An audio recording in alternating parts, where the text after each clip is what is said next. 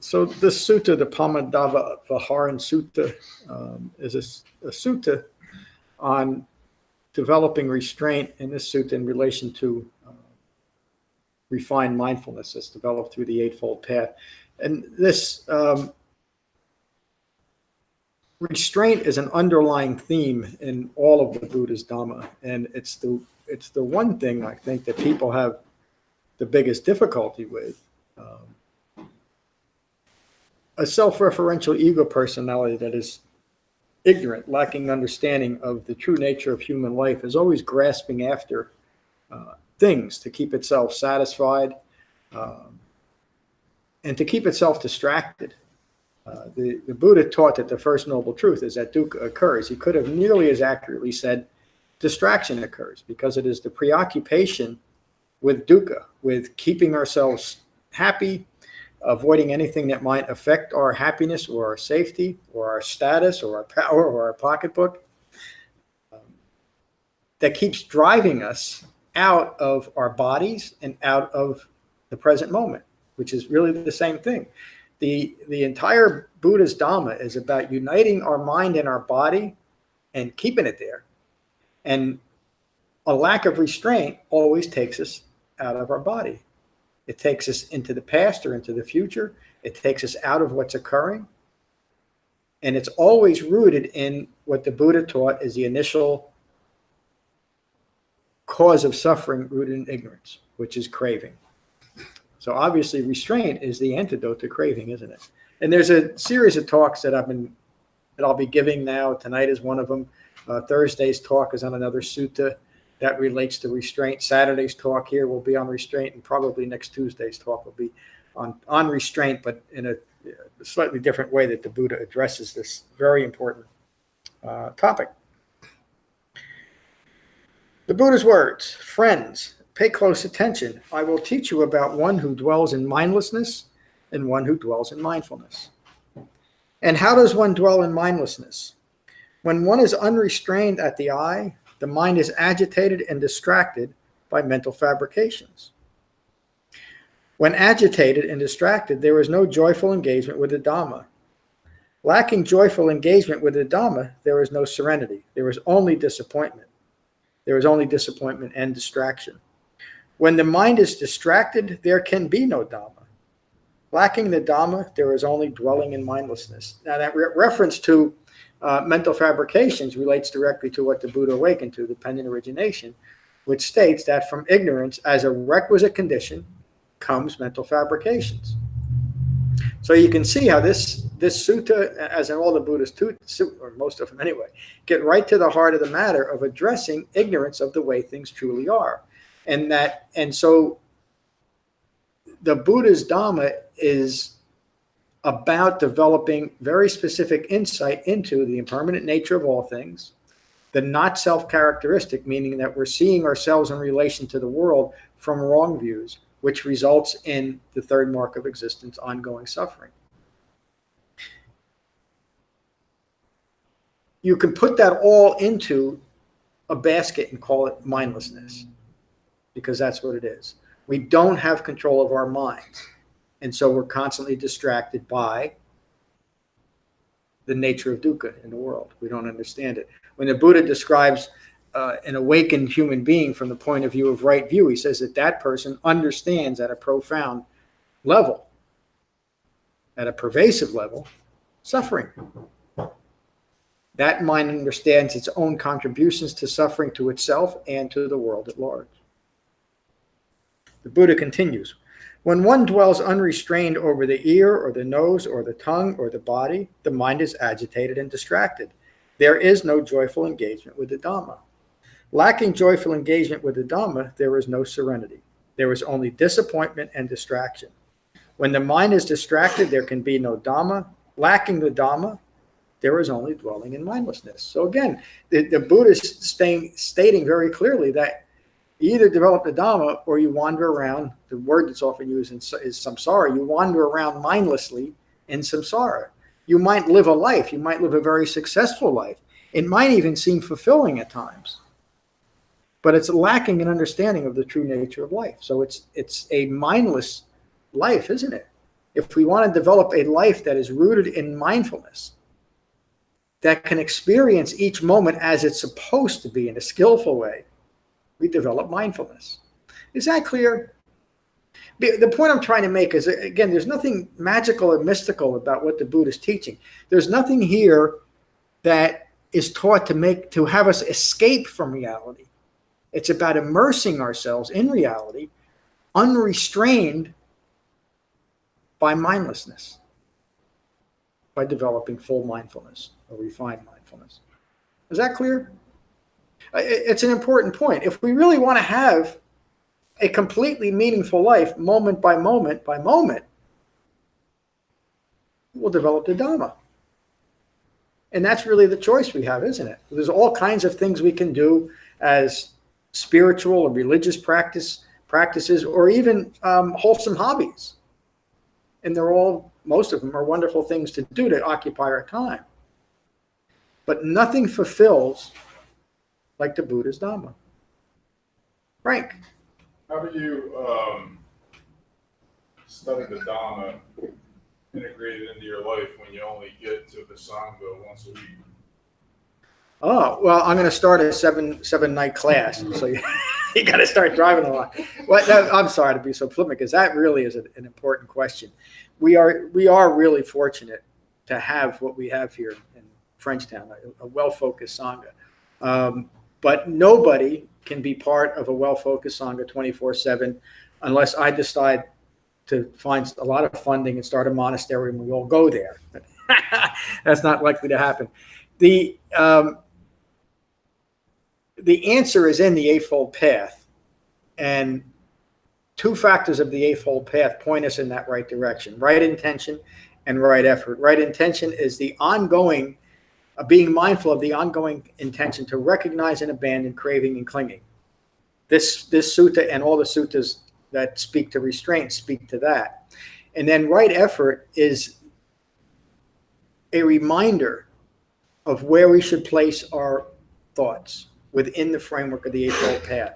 So even though most of us can only be part of a sangha once a week, maybe twice a week, if you're lucky 3 times a week, but outside of that, the Buddha gave us a framework for how to stay in that, and that is the Eightfold Path. It's rooted in meditation, but then there's also a study part, and there's a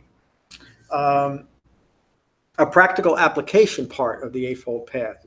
In other words, as we start to integrate the Eightfold Path and we find ourselves seeing the world in a way that's agitating to us, we can recognize that it's agitating because I'm not seeing it clearly. I'm in wrong view. How do we develop right view? That's, again, a reminder to come back to the Eightfold Path. If we find ourselves in arguments with people, or maybe just an argument in our own mind against what's occurring in the world, we can remind ourselves, well, that's an aspect of wrong speech and probably wrong action too, and come back into the skillful applications of the Eightfold Path. So it takes time to integrate that. The sangha is meant to be an ongoing support for Dhamma practice. In fact, I would say an essential ongoing support. The Buddha, we talked about that in the Upada Sutta a few weeks ago. For nearly every human being, the goal cannot be accomplished without a well-focused sangha. This is something the Buddha taught 2,600 years ago. It's something that I've had direct experience with over the last 30 some odd years. So the answer to your question is, how do you do it? With concerted right effort, Frank. Does that help? I mean, I guess my situation is that I meditate twice a day. Probably I devote about an hour to retreat to a cushion to meditate so I can engage in my daily life. Mm-hmm. I read the book. I read the Dhamma studies. I'm mindful as much as I can all day about the Eightfold Path and where I'm at, and I try to practice restraint. But I live a life that is consumed by other people in my family. I'm in a family business. My whole entire day is all people, all day. So when I have a difficult day, it doesn't matter how much I'm meditating or practicing or knowing or how aware or mindful I am of everything. There's some sleepless nights. I mean, there's some nights where I wake up and I'm like so aware of what's the saying that Buddha says everyone's on fire, their hair's on fire or whatever. The world is on I mean, fire. it's just so crazy. I'm laying there in bed at 12:30 saying, this world is insane. Like, and I'm a part of it. You know, and it's frightening, actually. It's like, what do I do? Because I'm completely powerless over everyone else. I have no control over nothing except my own behavior. And all I can do is just be here to help clean up the mess. The subtle answer is the first noble truth. Dukkha occurs. As a consequence of living in the world, there's going to be disappointing, unsatisfactory experiences. There's going to be stress. Another word for dukkha is stress. And that's what you're describing. The best that we can do is to do just what you're doing. Now, I know you, so I know the answer to this question, but looking back at the quality of your mind 3 years ago, comparing it to today, you've developed quite a deep level of calm and peace, haven't you? Oh, yeah. And that calm and peace is directly associated with the great level of disentanglement you've been able to create in your life, even while you have to be immersed in it. I would bet 18 hours a day at least. And when I first did it, I did it to detangle myself from it. Yeah. Now that I'm untangled from it, now it's almost, I feel that space, but now I'm re-engaging with it and trying to help people in my family and employees and people who I live my life with find a better way. And so in that way, you're carrying peace with you. I don't want to say it's impossible to be in a situation like you're in, because it's not, but it nearly is, to be that engaged in the world and to maintain what you would hope would be a certain quality of mind. But that's not what we're after. You are able to maintain your level of mindful restraint in many, I would say most situations, even though in the moment your mind might be becoming agitated. That's simply being a part of the world. It's not, when I say often to be at peace with less than peaceful mind states, would you say you're able to do that? Yeah. That's the key to the Dhamma. It doesn't mean that we're not involved in the chaos of the world, but the chaos of the world doesn't affect us at least as nearly as much as it used to. But we still might have sleepless nights. The immediate answer to that is not possible for most of us. The immediate answer, leave all that behind. The Buddha left the palace seeking understanding and peace.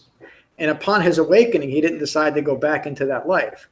He called that life, the worldly life, a confining place. But he was also able to stay out of it because of his position. Most of us aren't in that position where we can just leave our whole lives behind and live as a monk or a nun. It's looking pretty tempting. Well, but to qualify that answer, and there is nothing wrong if you as an individual decide that you want to spend the rest of your life disentangled from the world physically as well as mentally. There's nothing wrong with that. There's still people today that criticize the Buddha because he left his wife and newborn child, walked away from him to seek understanding. For one thing, that was an accepted practice during the Buddha's time. Most men of that age at least they went from home to homelessness at least for a few years. But the Buddha did it for the most compassionate reasons, to find understanding for everyone. And he understood that he couldn't do it in that situation. And by the way, just to complete that little part of the story, Rahula became a senior monk and awakened. And the woman that would take over Rahula's upbringing also joined the sangha and awakened too. So it's not like we completely leave the world behind, but to look at it in the way that you're doing it, you are bringing the Dhamma to those people in your family and around you as best you can, without standing on a street corner and saying you got to be a Buddhist. I would say you're doing the best you can, Frank. And the only thing we're left with is to continue to practice. It's not a silver bullet, but as you just described, it took you from a mind of constant distraction and agitation to a relatively peaceful and calm mind. Right? I mean, I'm not mischaracterizing that. Yeah, no, that's pretty correct. Yeah. So again, the answer and it is the same answer for all of us, is to continue with our right effort and continue to deepen our own understanding of the nature of the world. And the last thing I'll say about this before I get to Ram is it's very important to understand that dukkha applies to everyone around us. And that we can't expect it to change. In other words, we gain an understanding of the way other people are acting because we understand that they're acting out of ignorance of Four Noble Truths. Again, I'm not calling everyone on the planet ignorant, but they don't understand the nature of life. So they react to it and are always seeking distraction in one way or another. And us as awakened or awakening human beings can find it very challenging at times to be with people that aren't doing that. But that's where compassion and understanding comes in, doesn't it? We're very fortunate that, for one thing, that we found the Dhamma, that you found an incredibly brilliant teacher. That, again, I am joking. I'll give myself some credit for teaching the Dhamma as authentic as I can. That's as far as I'll go with it. But that we have been able to develop, if it wasn't for Matt, none of us would be here tonight, but we've been able to develop a well-focused sangha. This is something that is rare and unique in the world. And we have it to support our Dhamma practice. So, maybe this is a half full kind of thing, glass half full. We're all doing pretty good, to have this and to develop it as we have. I mean, and I know each and every one of you, and I know other members of our sangha, especially the regulars, that have made incredible understandings of their own self in relation to the world around them and made huge changes. Would everyone say that they've developed a measure of peace and calm that wasn't here before they started Dhamma practice? Yes. Is there anyone that wouldn't say? And it's okay if you have to leave, but isn't that remarkable that we can say that honestly? Yeah. I mean, it's to me, and I've been around this game a long time. It's almost stunning to be able to sit in there, and I could ask this of almost every class, and the other people that aren't here tonight that might be here on Tuesday or Thursday, and they would all say the same thing. That's remarkable. That's where, if not that I need it, but that's where my enthusiasm to keep doing this comes from, because of all of you. And then to see someone like Frank. I remember Frank when we first talked on the phone, and it's remarkable the changes that he's made because of his own efforts. And also because of the still extant Dhamma, a 2,600-year-old teaching. It's amazing, isn't it? Ram. I just had a small thing. You mentioned Dhamma study as part of the Eightfold Path. Where does that, in one of the factors of the Eightfold Path, does that come in? Well, it's an aspect of right effort. When the Buddha describes right effort, one of the ways that he talks about right effort is to develop an understanding and integration of the Eightfold Path. So, and that sixth factor of the Eightfold Path is what kind of keeps us focused. But then what this talks about, joyful engagement, mudita is the Pali word. It does help to have some joyful engagement with what we're doing, to realize the benefits that it has for us and those around us. That helps generate joy in us, doesn't it? And that joyful engagement keeps us going at times when we feel like it's not working, when we might be laying in bed at night thinking about the world is on fire.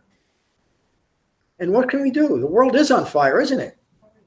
Just like the Buddha, it's not any worse than it was when the Buddha described, but it's not much better in 2,600 years. What can we do? What did the Buddha do? What an awakened human being did? He did everything he could to maintain his level of concentration and refined mindfulness. because he knew that was the most compassionate thing he could do for himself and everyone else around him. And then think about the impact that the Buddha had during his time on the social and political climate. He literally changed the world. And I know I talk about it often. I think I talked about it Saturday too. It came up. 250 years, 300 years after the Buddha's death was King Ashoka, who was the most bloodthirsty leader this world has ever known, worse than any of the ones that we had modern times. He came across the Dhamma, studied it, developed it, integrated it, and awakened. And he never harmed another soul. In fact, he started the first aspect of universal health care 2,300 years ago, something we still haven't figured out today. He went so far as to start universal veterinarian care for animals. That's how much he changed from coming to the Dhamma. And so the most loving thing we can do for ourselves and for the entire planet is to take to the Dhamma and awaken. And I would say that Frank is such a good example. We all are, but I'll use Frank as an example of how his interaction now with his family is bringing them a measure of peace and calm that they're able to implement into their own lives. That's remarkable. And whether they're not practicing the Dhamma, I know your daughter and your son have come here and Dawn, but they're not actively developing the Dhamma, but they're feeling the benefits of it. Remarkable. Let me continue. If I remember where I was.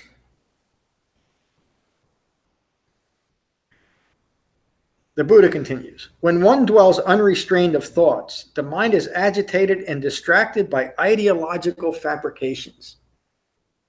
Think about all the trouble in the world, and I don't mean to simplify the troubles that we have, but every one of them is rooted in protecting or promoting an ideological point of view, every single one of them. And I'm not talking about just one side of the political spectrum or the other. It's ideologies that are coming into conflict today, isn't it? And it's people insisting, despite all the evidence to the contrary, that their ideology is the only right one, and everybody else has to change to that one. The Buddha recognized that 2,600 years ago and taught about the dangers of it. There is no joyful engagement with the Dhamma. Lacking joyful engagement with the Dhamma, there is no serenity. There is only disappointment and distraction. When the mind is distracted, there can be no Dhamma. Lacking the Dhamma, there is only dwelling in mindlessness. He concludes that section with saying, this is how one dwells in mindlessness. So if you're ever concerned or wondering about if you're acting mindlessly or mindfully, read the sutta, because it tells you right there. The Buddha never leaves us there, though, in a suffering or confining place. He continues, and how does one dwell in mindfulness? When a Dhamma practitioner dwells in restraint with the eye, with the nose, with the ear, with the tongue, and with the body, the mind is not agitated or distracted by mental fabrications. You know, we talked about this often. It is through we are psychophysical beings. And so it is through our physical senses that we come in contact with others and with the world. Just makes sense, doesn't it? So it's at that point of contact that we integrate the Dhamma. The Buddha often refers to the different sense organs as having their own consciousness. The eye has a consciousness, the nose has a consciousness, etc. And so as something comes in contact with my eye, that eye contact is interpreting and perceiving what is coming in contact with the eye. And if it's interpreting or perceiving what is coming in contact with the eye or any of the other senses, if that eye consciousness is rooted in ignorance of the way things are, the interpretation and the perception is rooted in ignorance, isn't it? And it can only lead at some point, whether it's immediate or down the road, it can only lead to conflict and chaos. And the same thing with all of the other sense organ consciousnesses. And so the solution is to change that consciousness. Develop right thinking in relation to eye consciousness, ear consciousness, eye consciousness. So when the world comes in contact with us, we are seeing it clearly through right view. We have an underlying compassion because it's not clouded by how we want something or someone else to be. Our minds are resting in peace and equanimity no matter what's occurring. And so even if something arises that develops an impermanent, temporary, less than peaceful mind state, we understand and we are able to maintain a mind of equanimity, a mind of peace. We're able to maintain a peaceful mind state in a less than peaceful situation. This is what the Buddha is teaching about. And he's teaching us how to do that in an impermanent world, a world that is constantly subject to change, in a permanent manner, by simply changing the way that we think, by going from mindlessness to mindfulness, by understanding the process that distraction and agitation occurs. Where does it occur? At the point of contact with the world, right here. This is where we apply. This is where we apply mindfulness at our senses. And we learn to see things and perceive things and feel things and evaluate things from right view rather than wrong view. Let me continue. John, Yes. also fabrications going on in your mind all the time. Mm-hmm. So it's not just the 5 physical senses. You're carrying fabrications around all the time. You bring up, and that leads to the sixth sense, consciousness. When the Buddha talks about it mentioned later in the sutta, but thank you for bringing it up. We understand that the Buddha references this as the sixth sense space, our 5 physical senses, and that sixth sense, which it is, of consciousness. Now, we always qualify that it's not consciousness with a big C. It's not some grand cosmic consciousness that unites us all into one grand cosmic being. It's simply ongoing thinking rooted in ignorance of Four Noble Truths. And so when you see the sixth sense base as it truly is in an unawakened human being, all 6 senses are contributing to further ignorance unless there's something that is integrated to recognize and abandon ignorance. That's why the Buddha gave us an 8-fold path. He realized upon his awakening that there needed to be a method to pierce the veil of ignorance. And the common practice is one thing that if I can call it this, a great understanding that I've learned, that I probably wouldn't have gotten if I wasn't sitting in this chair, in this cushion, is the powerful and subtle strategies that we all employ to ignore our own ignorance. That the Buddha understood that upon his awakening and gave us an 8-fold path to recognize ignorance, to recognize deluded thinking. How would a deluded mind know that it's deluded? It wouldn't unless it had a way of looking at that mind clearly.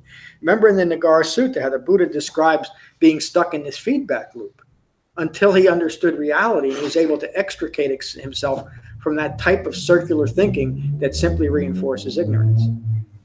That's another word for mindfulness. So that sixth sense of consciousness or fabrications is what is formed from ignorance, dependent origination. From ignorance as a requisite condition comes those fabrications. So thank you for bringing that up. Ultimately, what it is, what we're changing is this underlying thinking that is informed by the other 5 physical senses. That's how we are as human beings. But we can't really,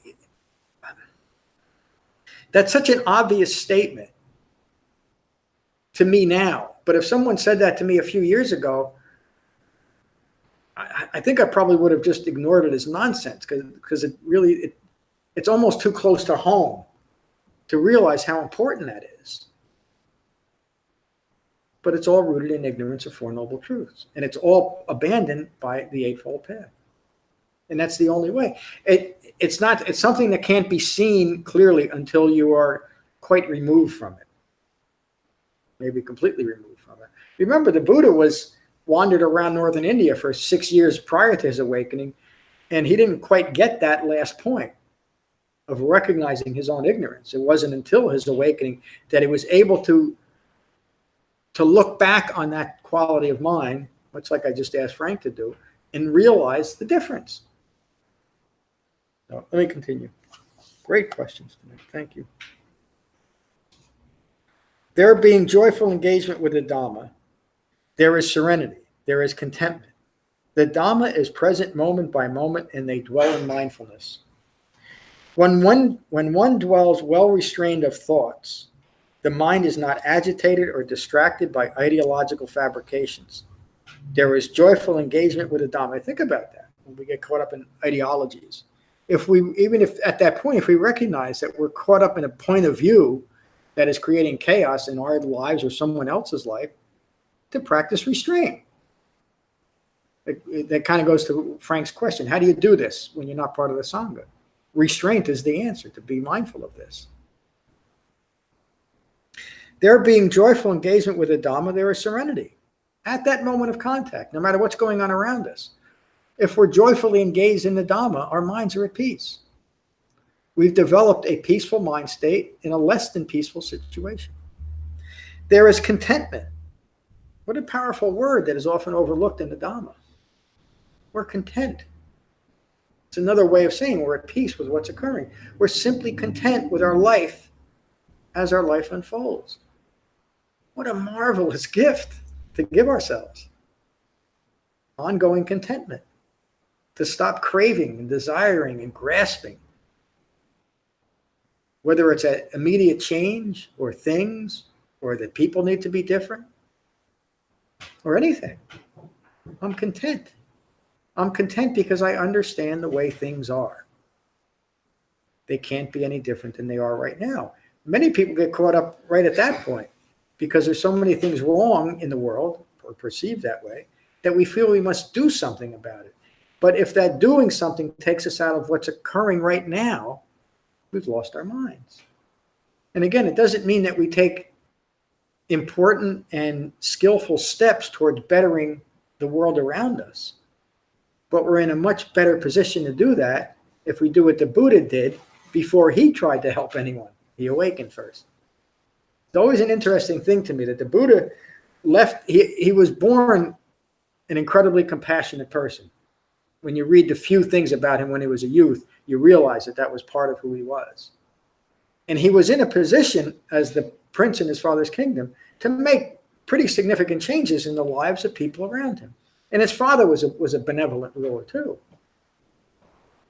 But yet it wasn't enough for him because he knew, at least intuitively, that that wasn't nearly enough, that all he was doing was throwing a few drops on a raging fire. The world is aflame. He left that position of power to find a true answer to the nature of suffering. And that's what he developed. And maybe the difficult part of it's not something, we can't change the suffering in the world by decree or by legislation or by the right president or ruler or by the right ideology. We can only change the suffering in the world. I can only change the suffering in the world if I change. And then as Frank described before, and then try to, as best, encourage other people to let go of all the anger and confusion and suffering. And how do we do it?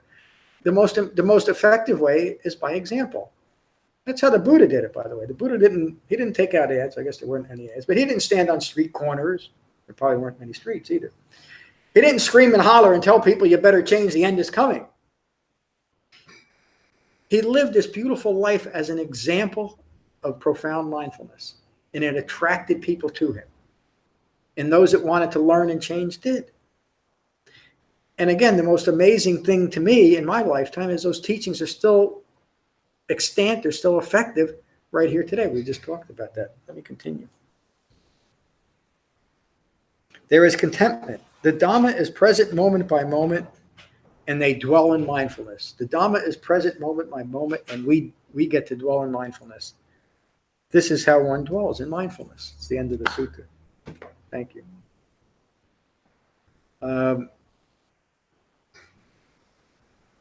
I could say this about every sutta, but there's some that I can't even say they affect me more than others because they all affect me on some level. But what a beautiful sutta, isn't it? Really, what you can almost hear the urging of an awakened human being to wake up, to develop mindfulness. And it's not all that difficult. And I don't mean to say that it's not challenging at times. It's challenging for all of us at times. Sometimes we are laying in bed at night wondering what we're going to do with the world being aflamed. But what do? We come back to the Dhamma. We take refuge in that Dhamma, and we carry that refuge with us. As much as we develop it within us on our cushion and during our study and part of our sangha, the more we can carry that refuge with us, moment by moment, in all areas of our life. So, what a great sutta. Any questions about the sutta? We'll go around the room. Lorna was here on Saturday, so and you might not have an answer for this question, but I'm really just curious. Did you see or hear something different tonight than you did Tuesday? No. What? I just left. What's that word? I can't. It left me hanging. Was it? Did you find it useful on Saturday? And was it useful tonight? Well, I guess it's my turn to speak. So It is. On Saturday and this evening, I find this sutta and suttas like this the most challenging to listen to and the most challenging to understand. Because to me, you can't push anything back out into phenomena. They're all about yourself, and they're all about your own thinking and your own misconceptions of life. Yeah. And I sat through many evenings like tonight, and it's hard it's hard to listen to it and accept and understand. Even though I know it's the truth, it's hard to accept it and understand it and really take it home. And I find these suttas sort of really more challenging. For instance, the fire sutta, fire discourse. Mm-hmm. I mean, you can picture the scene of, and it's all sort of outside. You can sort of picture it. In this sutta, there's nothing to throw it back out onto for you to look at. It's all homework. And I find it the most challenging to understand. Well, not to understand, but to learn from and change. Because I just push it all back again, or I reject it or something. That's all I can say. And it happened on Saturday. Yeah. If you remember, on Saturday I started talking. I said, "You're teaching the wrong sutta." Yeah. Remember? Because I just couldn't accept it. And I said to you when I was speaking, I said, come in this morning, you seem to be teaching the wrong sutta, because I just couldn't accept it. My mind was on one thing, and you were teaching this, and it just wouldn't go in. And I say, tonight it's the same, because it's all so personal in my thinking that I just find it so difficult. Yeah. Thank you. I mean, I can understand that and see that. There's not really thinking about the sutta. There's no external context to it, and maybe that is the essence of refined mindfulness. Is it? I think the sutta points to that this really is about a mind well united with the body. And there really is no other reference for that. That is something that just has to be experienced. So I hope you find it useful in the way of pointing your mind in a certain direction, and maybe creating a context for that refined mindfulness. We'll see. Glad you're here. Matt, good to see you tonight. John, good to be here. See everybody. I like what Lorna said, in that in the sutta, really, goes that way because it's talking about practicing restraint. So where do we practice restraint? In our own individual experience of reality. Phenomenon. Yeah. So when we are washed away, taken away by our own mental fabrications, when we're locked into our own view and experiencing incredible suffering because of it, that's where this is the context. This is the context for Dhamma. Yeah. So I like that. I like the sutta. It's good to hear that, and in that we can't look anywhere else. We can't look outside for relief. We're the ones causing the problem if there is a problem. Yeah. If there's a problem, it's because we're been swept away by our own mental fabrications and have generated a view because of that. If we're experiencing intense agitation and roiling mind, it's because we have a view that we can't let go of, or that we just haven't seen clearly yet. And when we do, then there's peace, there's calm, there's stability. Yeah. So it's cool that, I like, Lorna, that you saw it's homework. It's just homework, and that the suttas live that way as homework assignments. Yeah, it's a good way of putting it. Yeah. And that we, it's only in our own minds that there is suffering.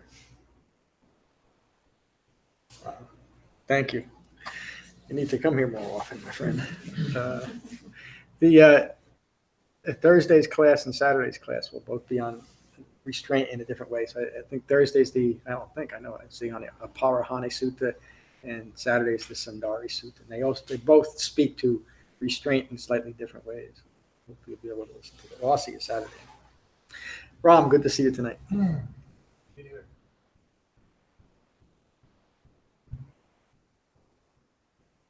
I was looking back just now over why I'm so glad that I found Dhamma. And I realized how confusing my life was beforehand. Practice that just had some vague promises and grand schemes of things. And here it comes back to what you do day to day, minute to minute. Yeah.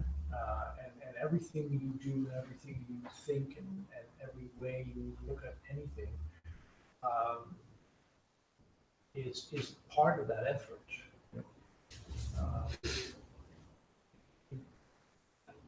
You can't really take a break from it.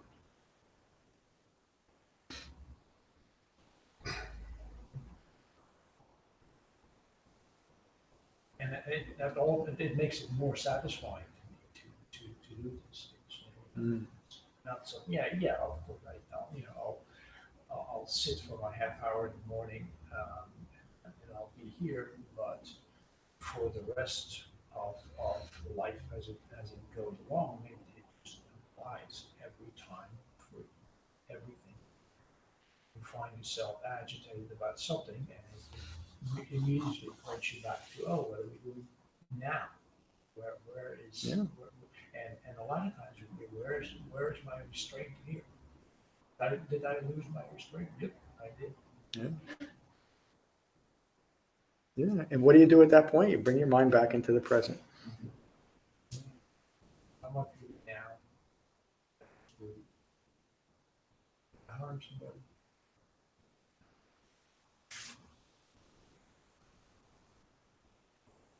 Thank you.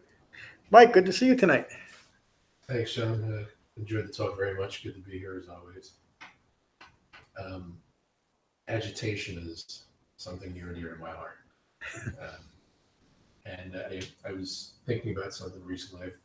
I volunteer at a music festival each year in Clinton. The couple who runs it, I'm good friends with. And last year, the woman of the couple thanked me at the end of it, and she said, "You're always such a calming influence."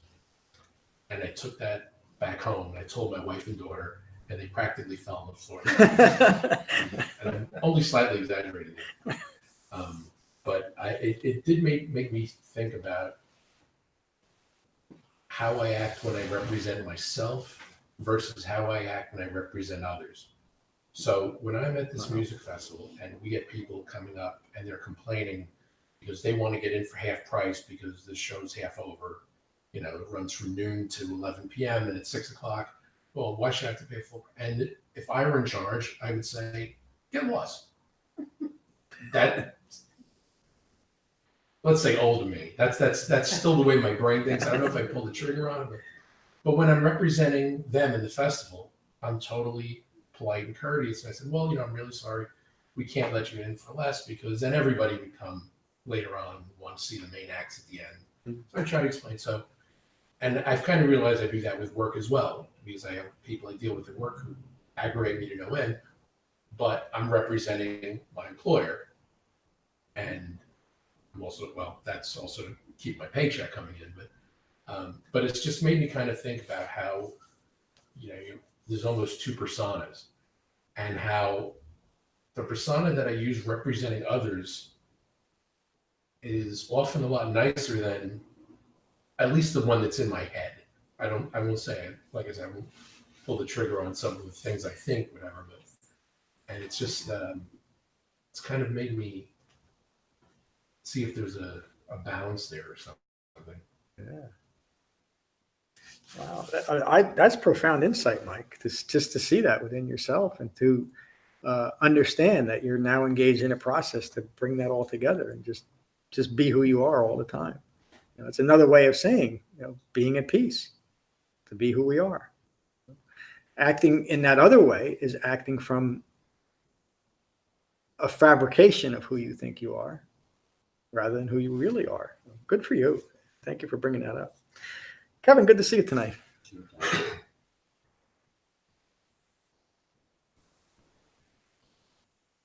I guess like a theme here is being at peace with less than peaceful mind or less than peaceful situation. And I find during meditation, it's the same. It can be there during meditation. Your mind just takes you away. So difficult at times to bring yourself back and to concentrate on the body and to concentrate on the breath. And I also come to, the sangha. You told us before that Buddha stated and said that three jewels, the sangha is the most important. So we can come here and hear a talk like this and bring it back, take it home, take it to ourselves, and apply it. That really is why it's most important. But it is the sangha and the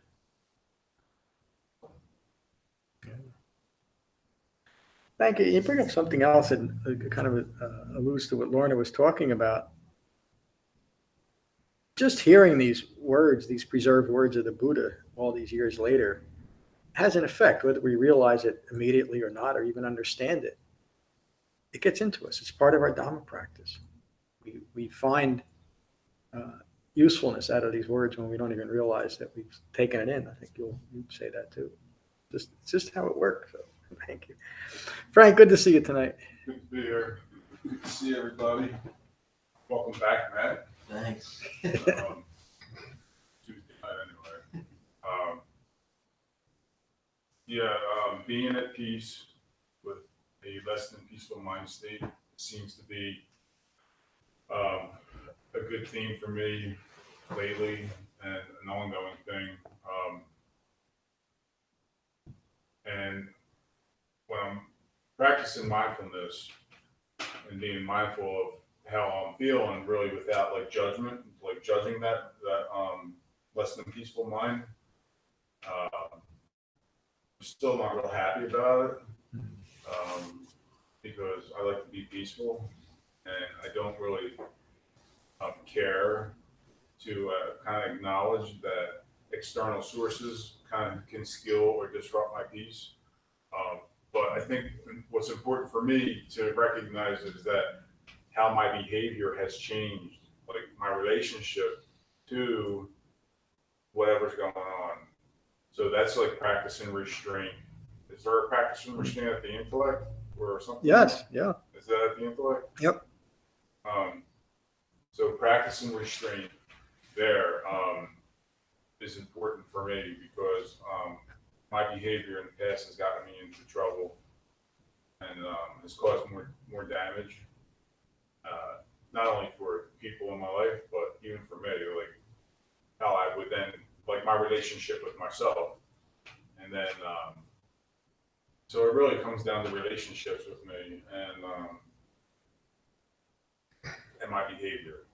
So it's like letting go of my reactivity, how I respond, how I react to something, whether it's a person, place, or a thing, and being able to let that go, and acknowledging that I have a less than peaceful mind, being okay, and then bringing it back to the body, the breath, and then before I know it, it's off. It's off the chart, and I'm on something else, and and I'm, I guess, feeling the cessation of whatever that suffering was. And I don't know, I guess I'm seeing, like Matt said, how the Dhamma is like here. It's not out there. It's like here. It's going on inside. Yeah. Yeah. So that's all I got. Thank you, Frank. The reference you made to practicing restraint at the intellect, that's in here too. That's the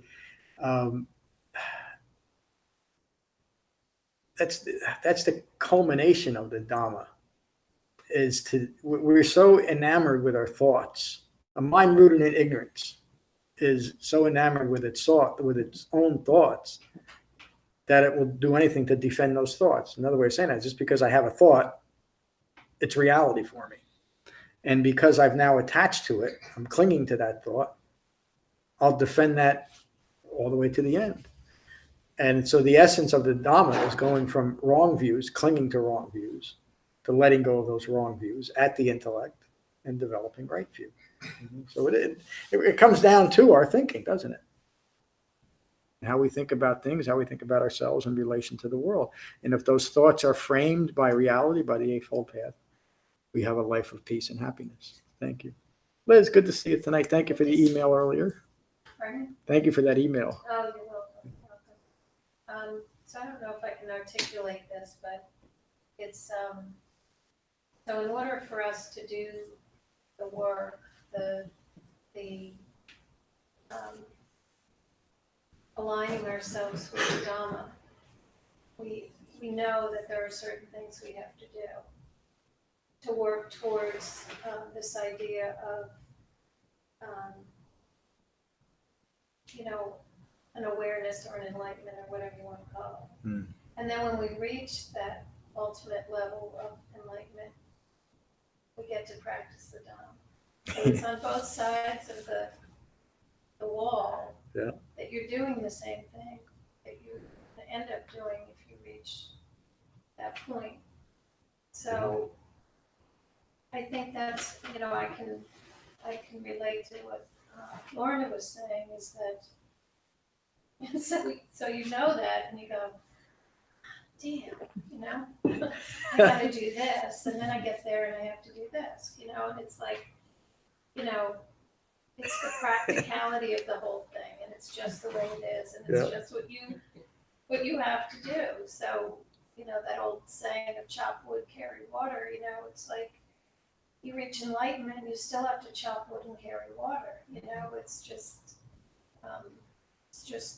the way it is. Yeah. So, Yeah. that's all I have. That's great. Thank you. Yeah, when you're done meditating, you meditate. You meditate, you do it again. I got a question from a student. I never got the question before. I think I've said it here. This was probably a year and a half ago. He said, why did the Buddha keep meditating after he awakened? Think about the mind. He was meditating for one specific purpose. And so why would a Buddha do that? Why wouldn't he? Why wouldn't he? Why wouldn't any of us? So when Frank was talking, you talk about the chaos that exists outside you that you may or may be able to impact, but you have no control over and all of that. That never goes away. That's always going to be there. And it's the only thing you can do is decide how you're going to react to it. Yes. And, and I think mental fabrications are one of the things that are the most destructive to reaching a better level of, a better quality of life. The things we construct in our own minds about Everything. the end of days or whatever it is you construct in your mind. And so to counteract that, you sit and you meditate. Yeah. So sit and you meditate. You may still have mental fabrications, but then you just sit and meditate because that's the only way to get away from it, in essence. Yeah, thank you. Well, and you're meditating to deepen your concentration so that your fabrications don't keep you so continually distracted that you can't develop the rest of the Eightfold Path. Exactly. Any fabrication is in essence a distraction that you've attached yourself to. But it's the brutal realization that chaos exists. Yeah. And it's going to exist. Always. Always, every day, no matter what. For the purpose of the Dhamma, the First Noble Truth describes human life on this planet. In fact, you could say life in the universe because the universe itself is a pretty violent place. Stars and planets and all kinds of stuff is always blowing up. Dukkha occurs. And it's going to occur no matter who or what I am, so I might as well be awakened in the midst of the world being on fire. Isn't it a much more pleasant place? It's really the only choice that I have. And in so doing, like Frank eloquently showed before, at least I can influence and hopefully encourage peace and equanimity in other people. In the midst of a world that is prone to trucks running out of control and smashing into buildings. Nobody planned that. There it is. It's part of the world. Thank you, Liz. Bonnie, good to see you tonight. How are you? Good. Good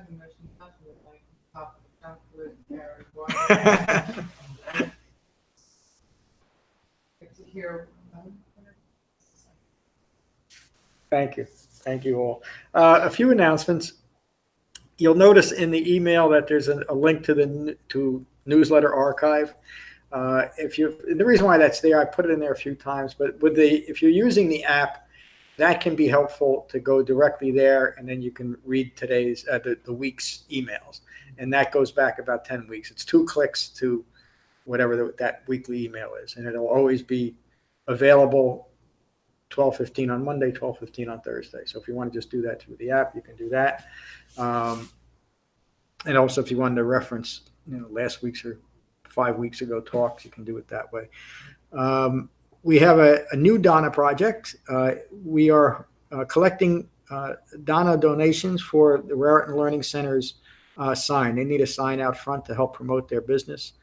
So there's a basket out front that will fill up quickly.